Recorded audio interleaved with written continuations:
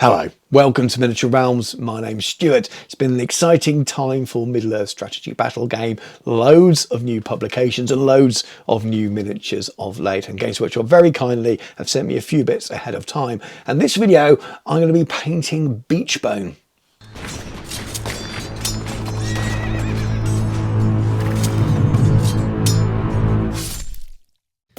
Miniature Realms is proudly sponsored by Counter-Attack Bases. They stock a wide range of counters, gaming aids and movement trays for multiple game systems and offer custom items to suit your club or even your podcast or YouTube channel. Check out the link in the video description. So Games Workshop really kindly sent me a huge bundle for the new release, both new books and all the new miniatures as well. Not all the returning stuff, but definitely all the new sculpts. And Dan and I did a really big podcast on it, a hobby hour special where we reviewed everything, in particular the books. And I'll pop a link in now for people who want to go and watch that podcast. It's a big 2-hour chat, but we do talk about the release in some detail. But Beechbone was my favourite miniature out of the release, and I was really excited to paint it. I was very aware also that I've just painted a tree man for Warhammer the Old World and did a full tutorial, and I knew there was always a chance that this would be a little bit repetitive, but I'm going to paint this in a completely different way, so there's a very different take on it. And I also know there'll be people that just watch this and don't watch the Old World stuff as well, so maybe it's not such a big thing, but it's one of the new Forge World resin miniatures. I say new Forge World resin. If you've played Middle-earth strategy battle game for a number of years now, you'll be very familiar with it. It's been the way that most characters are being brought back to the game. There are lots more plastics being added now, but I know a lot of people are returning to Games Workshop games for Old World and Middle-earth and things, and this just isn't anything like Finecast of old, if that's what you remember. You do have to take your time building these. You maybe should wear a mask when you're filing it because of the resin, at least do it in a well ventilated area, and you will need super glue to stick it together, but it's a beautiful kit, holds the detail in a really amazing way, so definitely don't let the resin hold you back from that, because it's just a stunning sculpt. And there he is, all primed black and ready to start painting. Now, I'm going to make no real apologies here. The large part of this tutorial at the start uses an airbrush, and I appreciate not everyone has an airbrush. That's just the best way that I could achieve what I wanted to do with this miniature. So apologies for those people who would like a different kind of tutorial. This just isn't that. What I'm doing here is building up some zenithal white through the airbrush over the black. At this stage, I was still toying with how I was going to paint the miniature. I wasn't 100% sure what route to take. At this stage, I hadn't actually painted the treeman for Warhammer the Old World. And partly the way I did that afterwards was the way I continued the rest of this miniature. This miniature was primed like this and then zenithal and sat like that for a couple of weeks while I was doing lots of other things on the channel. But I like to prime miniatures this way, regardless of whether I'm going to be using contrast style glazes as a base layer on top, because it really picks out all the detail, helps me plan out where I want to paint the miniature, gives me that basis for the lighting. And that's what you get here, really. I'm slowly building up the intensity of the white to make sure that it's where the light would hit rather than just be sort of light grayscale all over. And I want to leave as much as the black in the undercuts and in the details, so you've really got this kind of grayscale shadowed miniature, which is a real strength of using this process. What I very often like to do after the zenithal with the airbrush is to add a dry brush in white as well to really pick out the detail, and that does help if you are going to be using thin layers of paints or glazes. I'm just using a Knott's Hobbies dry brush and sponge here. These brushes are actually from a different company, just cheap ones from Amazon, but the new style of softer round dry brushes that has sort of taken over the market in the last few years. And the idea is I don't want any streaking with my dry brushing, so I'm putting very, very little paint, taking most of it back off, testing it on my hand first, using a little bit of the moisture to keep it moist to stop it from looking chalky. And the effect is to hit the detail, not to provide those horrible streaky marks when you know your paint has been too wet and you've had too much on the brush. Just in protecting the miniature here a little bit as well. This is resin, a little bit more delicate, so as I'm gently dry brushing and picking up the detail on the leaves, I'm just supporting them with my fingers a little bit as well. But again, you can't see this very much on the camera, but that's really enhanced some of the edges of those details, which will help me later on. So let's talk a little bit about the colours. I'm going with Vambrace Brown, and then Dragon Fang, Skeleton Legion, and Vampire Fang. And I feel like that palette matches the kind of vibe that I'm seeing for the Studio Paint scheme, which I'm using as an inspiration rather than trying to copy. I want people to look at it and go, that looks a little bit like the Studio Paint job. It's definitely not going to be anywhere near the skill level of the Studio Painters, but you want to get that feel. And I'm just helping them with my colour choices, and it's always good to look at inspiration, be that the films, the books, artwork, or whatever it happens to be, just to help you with your colour choices. Now I'm building up with this brown first, but quite a thin layer, allowing it to build up so that some of that natural shadow and highlight that we've put on with the pre-painting, the underpainting, takes over, or at least to use it as a guide. A lot of people will have seen me painting a lot of wood on the channel recently and using loads of contrast layers and wet blending that on the miniature, and you absolutely could do that with this miniature and it will look very, very nice. A couple of reasons I didn't, one of them being that aforementioned idea about repeating the techniques on the channel within 2 weeks of each other, making sure that I offer a little bit something different for those of you that like to copy the techniques and learn from them. But also because I wanted to replicate, as I said, that a little bit of that idea of what the Studio Paint job was. And I thought the best way of doing that was like this, and using these paints and using more of a traditional painting style. And there will be the hairy brush involved, not just the airbrush in this tutorial as we move on to the later stages. And then it becomes much more of a traditional paint job with the layering and picking out the detail.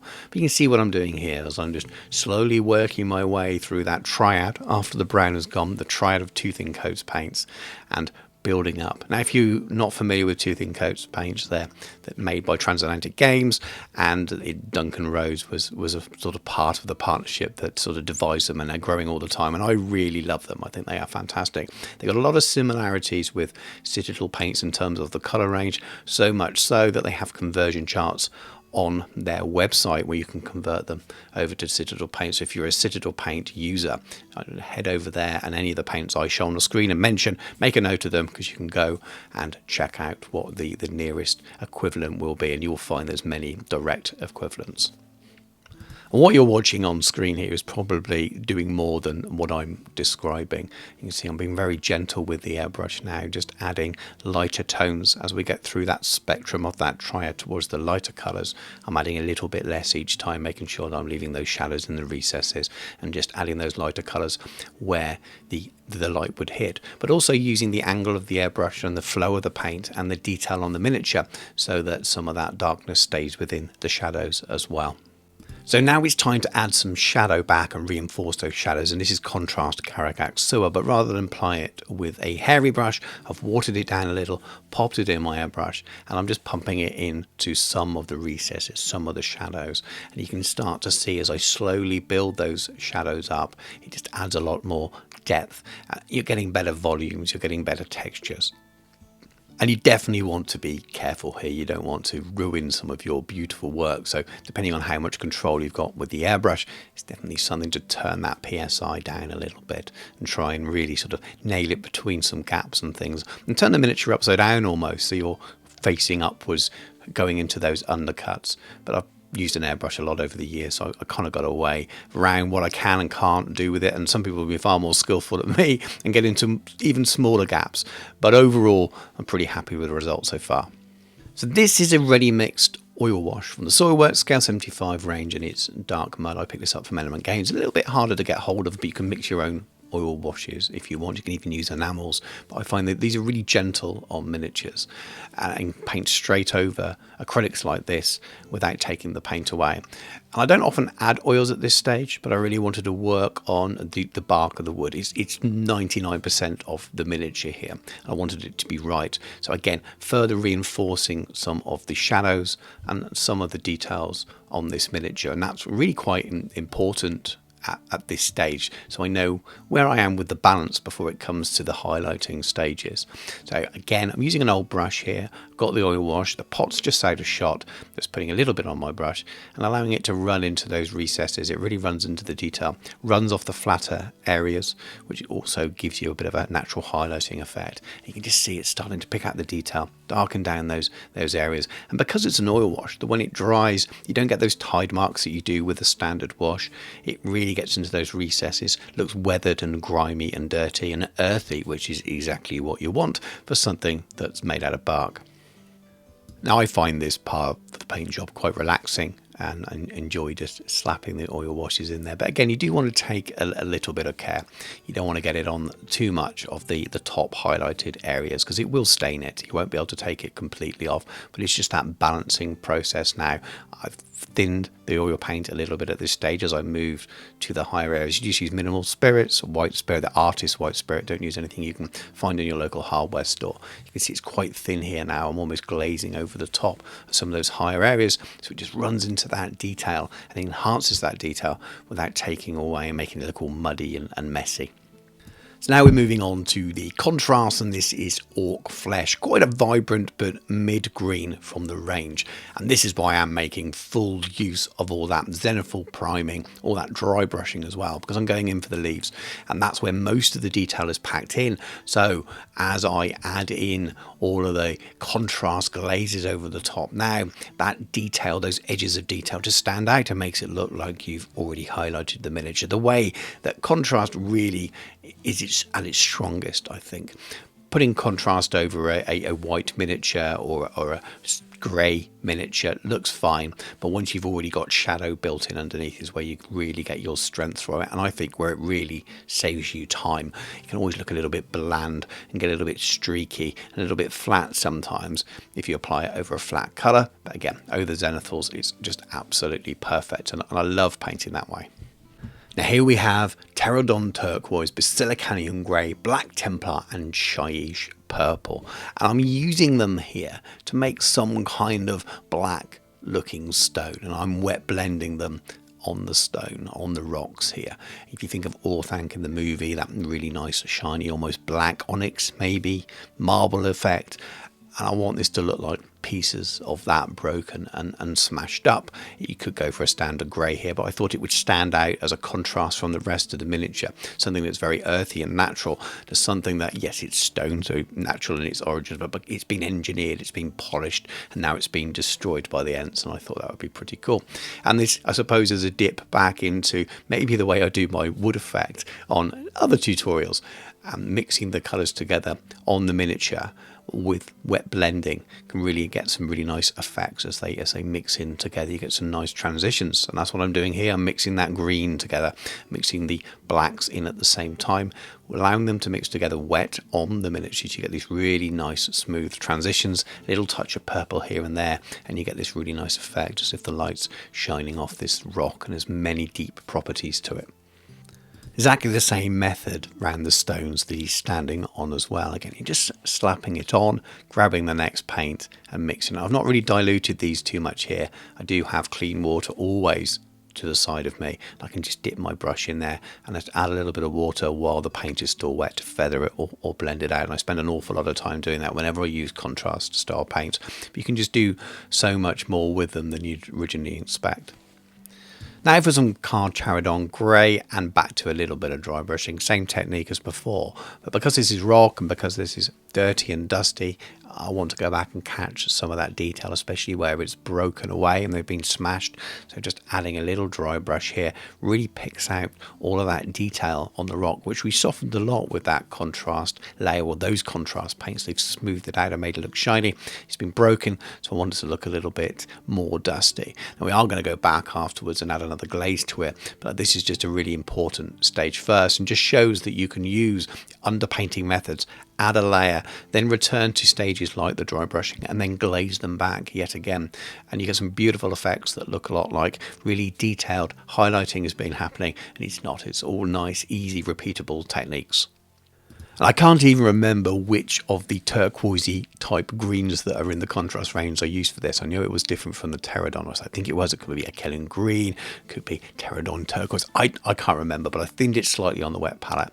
I'm just doing the thinnest glaze here. So thin that it's not really changing the darker colours, the body of those rocks, but it's just toning down where that dry brush is, leaving enough to give you that look of a highlight, but not so much that you're changing the whole colour of the whole stone area. I think it looks pretty cool. Then after this, I've just added a little bit of thinned Black Legion contrast just to reinforce some of the darker areas, some of the shadow, because it was looking a little bit too greeny blue and not black enough. And I don't want to remove any of the cool effects I did, so just adding this thinned in some of those recesses, some of those darker areas, it just adds a little bit more depth back.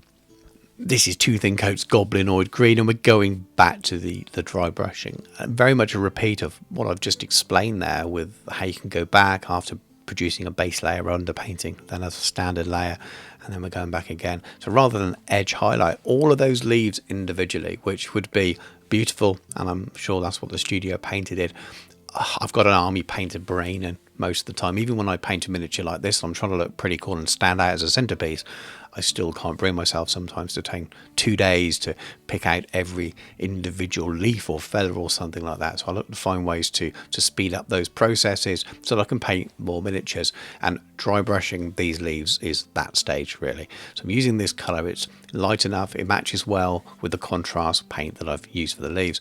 I'm just being very careful here, especially around the bark areas. I'm just taking most of that paint back off and really just trying to catch the edge of the detail. It's a lot easier when you get to the bigger leaves up in the sort of the branches up towards the top of the miniature.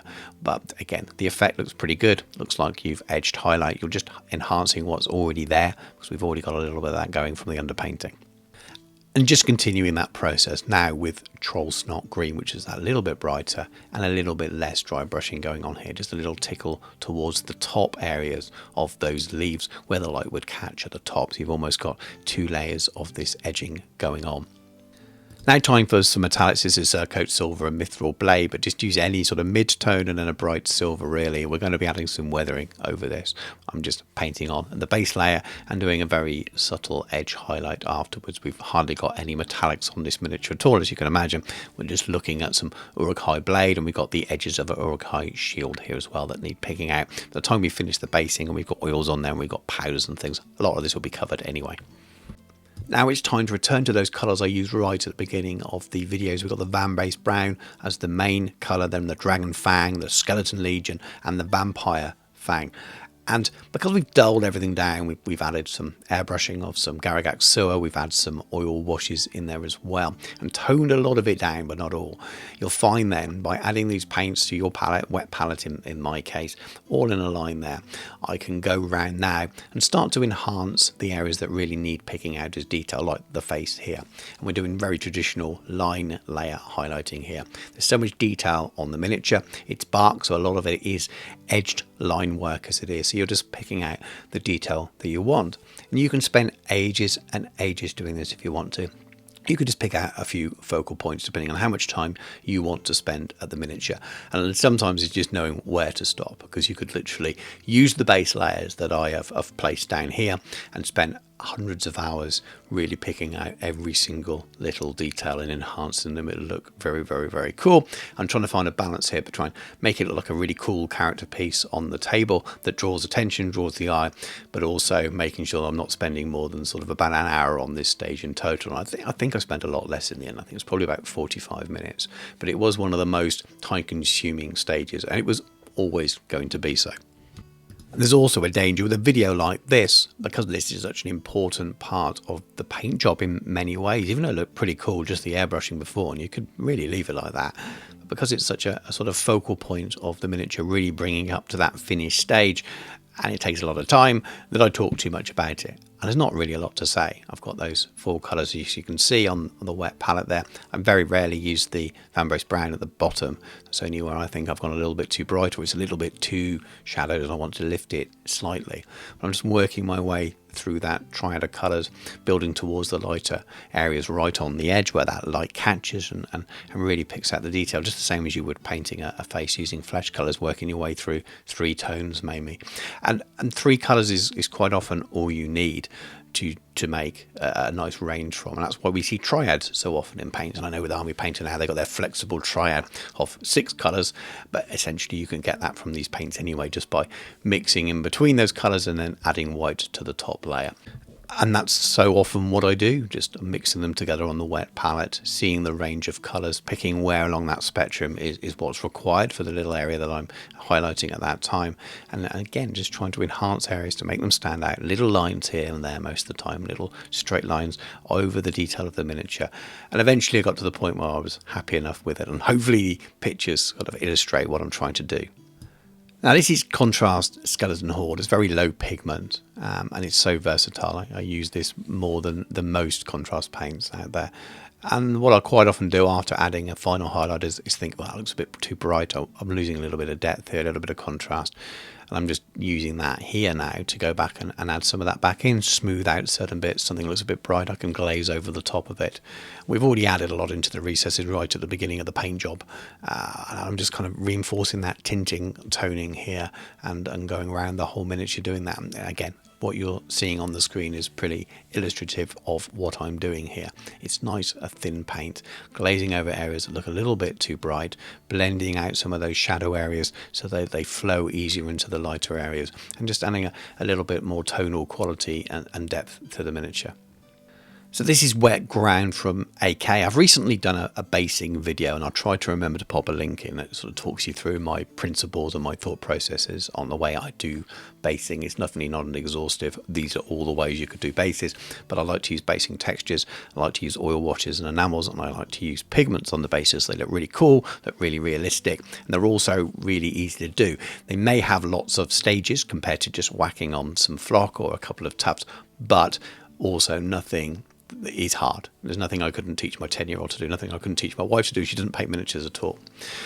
And so I've added that on the bottom. I'm adding a little bit of gloss varnish as well to all of that rock. I want it to look like shiny stone, and I will dull that back a little bit in a moment. But if you can use effects to create effects, if that makes any sense, then do it. It makes life a little bit easy. So rather than spending hours and hours trying to paint this in a way that looks like reflective rock, well, I've used some contrast paints, wet blended them, and now I'm painting on some gloss varnish with an older brush just to give it that shiny effect, and I'll dull it down in a few moments with some pigments as well.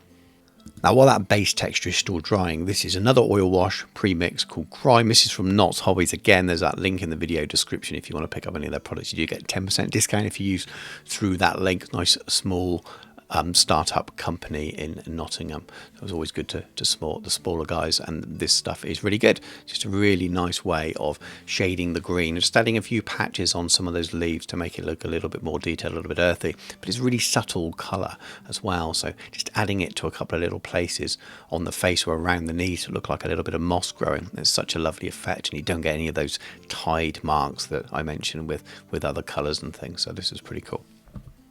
Now this is Green Earth from Vallejo. Their pigments are quite light and dusty, which is perfect for what I need here. I'm just brushing this on to the stone areas. It just takes away some of that shine and makes it look like it's rubble because it's broken rock and things around it. I'll just blow the excess off afterwards, and it'll just stay in the recesses, which is what you want. I'm not going to fix it because it will just wash that all away. It's amazing what it will stay in there. You don't handle that part of the base either as well, so don't worry too much about that. It's purely what's left in the recesses that we want to keep. Now moving on to some AK pigments, which I prefer in most instances. This is a dark earth one, but they're a little bit more like makeup and they're a little bit more oily. So on the surfaces like the rocks, if I put them on there, it sticks to the flat a little bit more. And I really wanted it just to be in the recesses. Now this I'm brushing in, allowing it to go onto the rocks and things as well, around the bottom of the feet. Brushing it in dry, and blowing the excess off, and then I'll leave it. It's fine, it sticks in the detail. Adding on some tufts and things now, and we're getting quite close to completion. A little bit of mud effect from Vallejo, just this is European earth. A nice black base rim, which is my preference always, and he's all done. But let's have a look at some proper pictures. I always say this at this stage, but it's true. I had loads of fun painting this. I love Middle Earth, I love Ents, and I love this miniature. It's a beautiful sculpt. Really brilliant movement in it, and it really was a joy to paint. There's enough detail there that you can go to town if you really want to, but also enough detail that you can use the kind of techniques that I've shown in this video. That aside from the airbrushing part, I do appreciate not everyone has an airbrush or can, but aside from that stage, a lot of the effects that I've used are something that most people can learn how to do. and they make your painting easier, in my opinion, using dry brushing, using underpainting, using oils, using glazes and things. They're much easier, in my opinion, than spending hours and hours gently highlighting and fading up and doing edge highlighting. There's so many little tips and tricks and little things that you can take away from a video like this, hopefully, just to make your painting easier, even if it's just your basing and things. And that's me preaching, I suppose, and I'm not trying to do that. I'm just passionate about painting miniatures, and I think that there are ways that we can do things as painters of armies that make them look cool. They're actually a lot easier than just the sort of standard techniques out there, and it's worth trying out some of those effects, some of those oils, some of those things, because they can go a long way. But let you know what you think of the miniature. I think it looks really cool. I need to go and paint up more friends for him now and get him on the table, that's for sure. Thank you very much for watching. Hope you enjoyed the video. It's a brilliant model. Love it, absolutely love it. But do let me know in the comments whether you're picking up Beechbone, what you think of him, and whether you're going to paint him using some of the techniques that I've shown. If not, tell me about how you're going to paint him, because there's no single right way of doing anything, and I'd love to hear from other people about the techniques and the things that they are using. But again, if you have enjoyed the video, please do give it a like, drop a comment below, subscribe to the channel if you haven't already done so. If you'd like to support the channel and me even further, please do check out my Patreon. It really is the best way you can support me and the channel and afford to continue making videos like this, and maybe even making more videos like this if I can financially afford to do so. Do check out all the other links as well, including the channel sponsor, Counterattack Bases. Really give them support. They're a very small business, so any custom is really good, and I love supporting and working in partnerships with other small businesses.